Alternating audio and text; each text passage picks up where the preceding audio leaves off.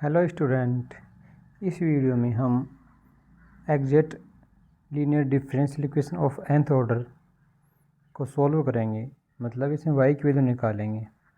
तो पिछले वीडियो में हमने समझा था कि exact linear differential equation of nth order होती क्या है, मतलब यदि वो कंडीशन ऑफ एग्जैक्टनेस को सेटिस्फाई करेगी तो वो exact nth order linear differential equation हो जाएगी। अब जैसे ये इक्वेशन है हमारे पास, इसको हम सॉल्व करेंगे। तो सबसे पहले हमें जान लेते हैं कि इसका प्रोसेस क्या है। प्रोसेस ये है हमारे पास, जैसे हमारी ये कोई nth ऑर्डर की एग्जैक्ट लीनियर डिफरेंशियल इक्वेशन है, ठीक है। माना कि ये एग्जैक्टनेस को फॉलो कर रही है, एग्जैक्टनेस कंडीशन को सेटिस्फाई कर रही है, ठीक है। तो हम सबसे पहले क्या करेंगे, इसका फर्स्ट इंटीग्रल निकालेंगे।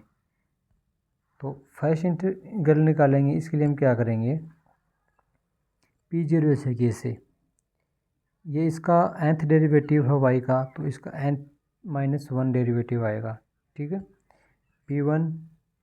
p1 माइनस p0 का फर्स्ट डेरिवेटिव, ठीक है। जैसे ये n-1th डेरिवेटिव है तो n- सेकेंड डेरिवेटिव आएगा, ठीक है। अब यहाँ पे हम क्या करेंगे, जैसे p0 p1 p2 ऐसे आएगा ना, तो p2 का हम लेंगे p1 का फर्स्ट डेरिवेटिव और p0 का सेकेंड डेरिवेटिव, ऐसे ये सीरीज चलती रहेगी। अगले वाले में क्या आएगा, p3 और p2 का फर्स्ट डेरिवेटिव, p1 का सेकेंड डेरिवेटिव और p0 का थर्ड डेरिवेटिव, ऐसे आएगा। और ये माइनस प्लस ऐसे चलता रहेगा, ठीक है।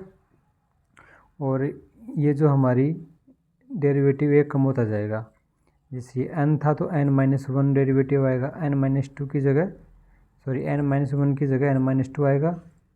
इसी तरह n-3 लास्ट में आएगा हमारा p0 n-1, ठीक है। और लास्ट में जो q है उसका क्या करेंगे, इंटीग्रेशन करेंगे, ठीक है। ये हमारा फर्स्ट डेरिवेटिव आएगा।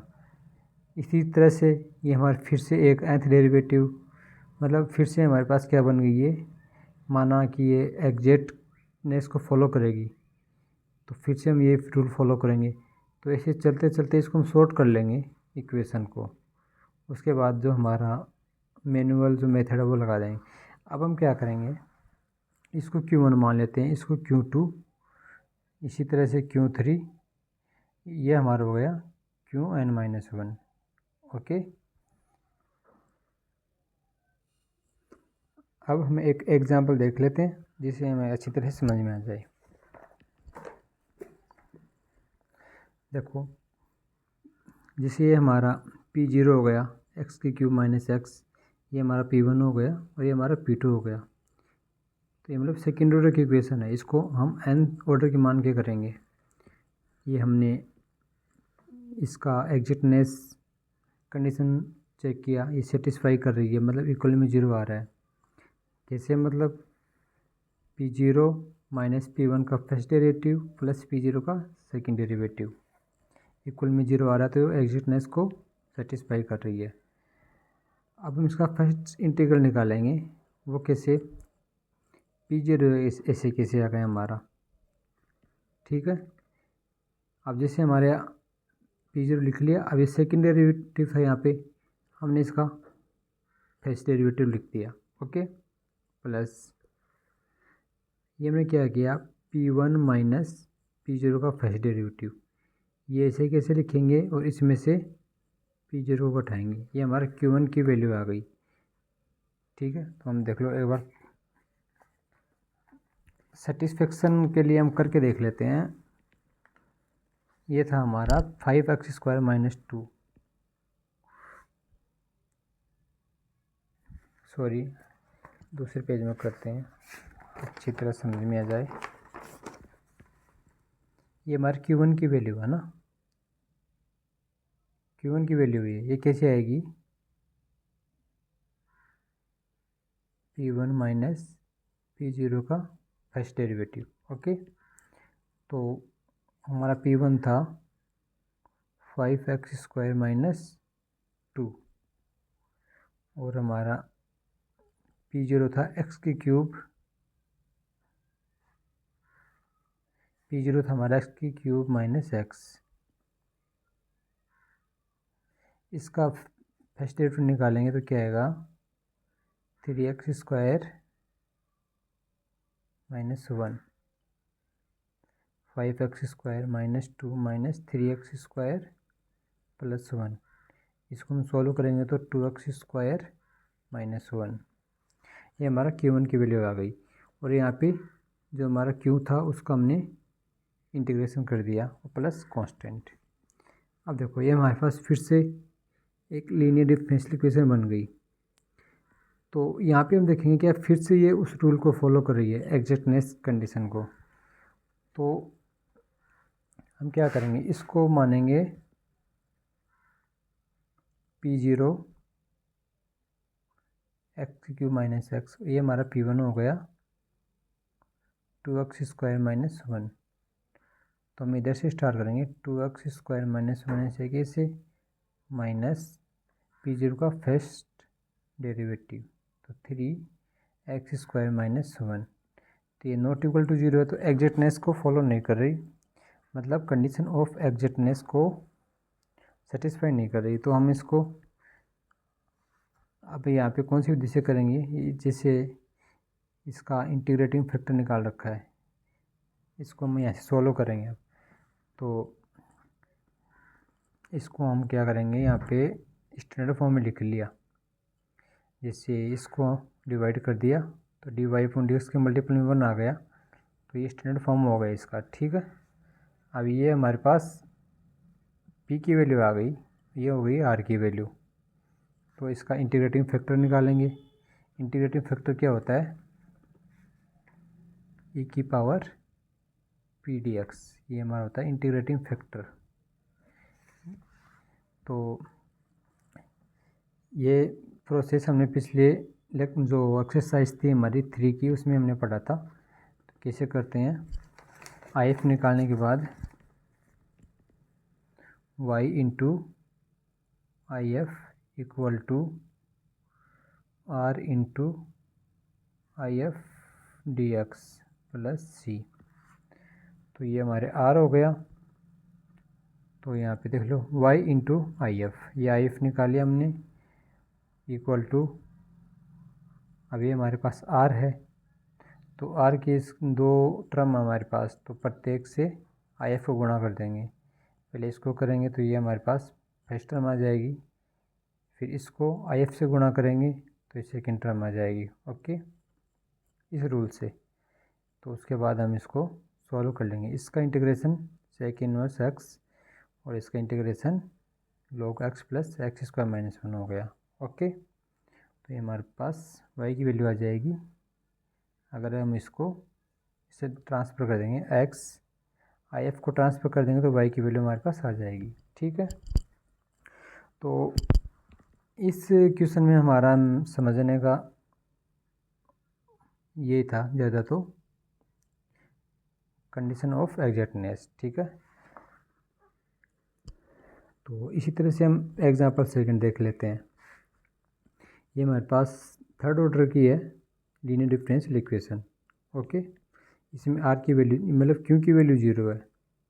अब q की वैल्यू 0 है तो हम क्या करेंगे, ये हमारा P0, ये P1, ये P2। Okay, P1 P2 P3 आ गया। अब हम क्या करेंगे, एग्जैक्टनेस देखेंगे। P3 तक का ना हमारा P0 P1 P2 P3। तो हम क्या करेंगे, P3 माइनस P2 का फर्स्ट डेरिवेटिव प्लस P1 का सेकंड डेरिवेटिव माइनस P0 का थर्ड डेरिवेटिव। तो हमारा P3 क्या है, हमारा P3 है 2 माइनस P2 का फर्स्ट डेरिवेटिव और P1 का सेकंड डेरिवेटिव। तो इसका फर्स्ट डेरिवेटिव क्या होगा 2x, इसका फिर से डेरिवेटिव करेंगे तो 2। ओके, अब हम क्या करेंगे, P0 का थर्ड डेरिवेटिव, ये हमारा P0 है x, इसका थर्ड डेरिवेटिव क्या होगा, 0 हो जाएगा, -0 इक्वल टू हमारे पास 0 आ गया, मतलब एग्जैक्टनेस कंडीशन को सेटिस्फाई कर रहा है। तो हम लिख देंगे condition of exactness satisfied. Okay, उसके बाद हम इसका फर्स्ट इंटीग्रल निकालेंगे, वो कैसे, P0 ऐसे कैसे, ये हमने ऐसे कैसे लिख दिया x, ये इसका थर्ड डेरिवेटिव था तो हमने सेकंड डेरिवेटिव लिख लिया। अब ये Q1 की वैल्यू आ गई, Q1 क्या होता है, P1 माइनस P0 का फर्स्ट डेरिवेटिव,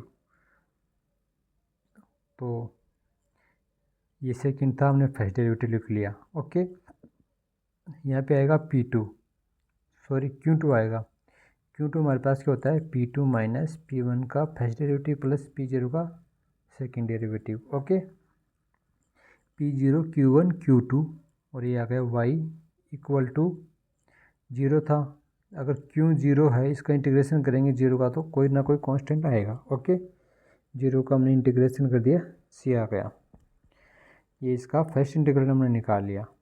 निकालेंगे तो ये हमारे पास इक्वेशन आएगी x d square y upon x square plus x square minus 4x minus 2, ये सॉल्व कर लिया, फाइनली ये आएगी, है ना। अब फिर से हमारे पास ये सेकंड ऑर्डर की लीनियर डिफरेंशियल इक्वेशन आ गई, तो यहाँ से फिर से हम कंडीशन ऑफ एग्जैक्टनेस को चेक करेंगे। यहाँ से P0 क्या है x, P1 क्या हो गया एक्स स्क्वायर माइनस 4, P2 क्या हो गया 2x। ओके,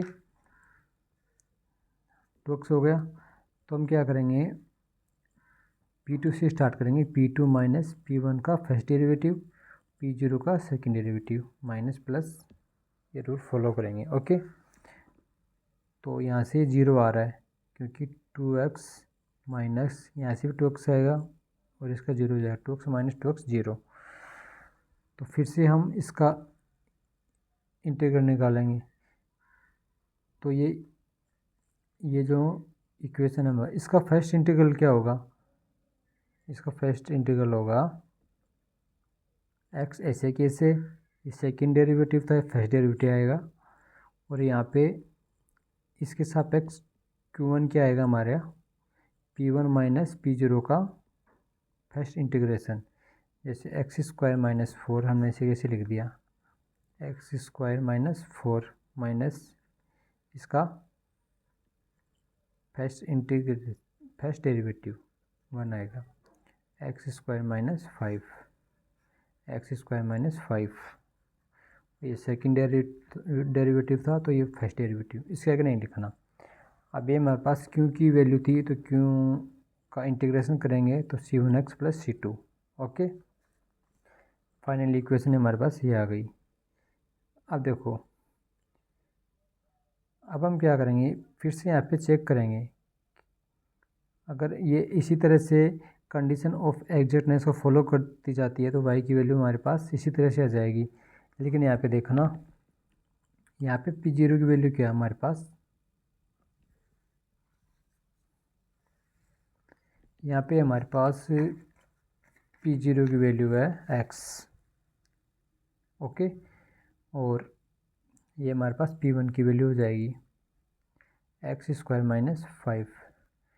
तो यहाँ से हम कंडीशन ऑफ एग्जैक्टनेस कैसे निकालेंगे, P1 माइनस P0 का फर्स्ट डेरिवेटिव, तो एक्स स्क्वायर माइनस इसका फर्स्ट डेरिवेटिव 0, ये नॉन जीरो आ गया, तो यहाँ से हम अब इस रूल को फॉलो नहीं करेंगे।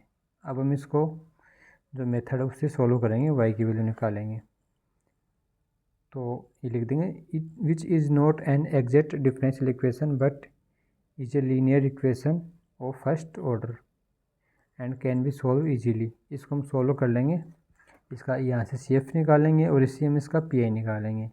CF PI निकालना आपको आना चाहिए, नहीं आता तो आप हमारे पिछली एक्सरसाइज की वीडियो देख सकते हैं जिसमें हमने CF और PI निकाल रखा है। ओके, तो इसने फॉलो कर रखा है ये रूल जो पिछले क्वेश्चन में किया था वही सेम। ओके, इंटीग्रेटिंग फैक्टर निकाल के y into integrative factor plus जो जितने भी इसके आर की टर्म है सभी को आई एफ से गुणा कर दिया और इसका इंटीग्रेशन निकालेंगे। ओके, लास्ट में कांस्टेंट आएगा।